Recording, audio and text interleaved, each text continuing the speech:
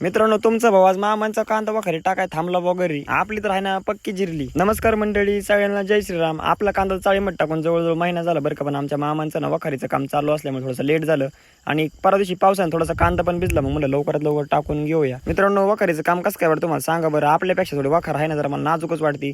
आपली वखार 10 गाड्यांची ह्यांची आहे ना मित्रांनो 8च गाड्यांची, त्यामुळे ह्यांची उलशी बारीक वाटते. पण काही अडचण नाही, कांदा चांगला राहिला म्हणजे बस. बाकी वखार कशी का असे ना, दादू भाऊला म्हणलं आम्ही झालो पण निवांत, तुम्ही कधी निवांत व्हायचे. त्यानं तेव्हा म्हणला उद्याच दिवस जाईन भाऊ कांदा. मित्रांनो, आमचे काका पण आले होते बरं का पुण्यावरून कैऱ्या वगैरे नेण्यासाठी. मग त्यांना शेताला येऊन त्यांचं लसूण वगैरे पण द्यायचं होतं. मग ना सगळं काम भीम आवरलं. त्यानंतर परत दादू भाऊची आलो आपलं कांदा वगैरे टाकू लागायसाठी. आणि दादू भाऊ स्वतः बिशी हाण्यात थांबले होते. मामा आणि दोघं दुखून मारत होते. आणि मस्त बेकार आहे ना मित्रांनो, अशी शिग लावलेली बरं का कांद्याला. आता कांद्याचा बाजार कधी वाढत नाही आपल्याला पण माहिती नाही, आता फक्त ना अपेक्षा ठेवायच्या.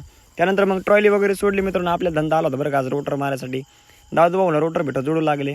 इथं आपल्याला रोनित भाऊ जामदार म्हणजे दीपक काका यांची आपल्याला रोटर मारायचं होतं बरं का. मग त्यानंतर तुमचं भाऊ निघाला वावराच्या दिशेने. रोनित भाऊला म्हणलं दाखवा वावर. त्यांना पण ट्रॅक्टरमध्ये बसून घेतलं आणि त्यांचं थोडंसं ना मित्रांनो ऊसामध्ये पण रोटावेटर मारत होता.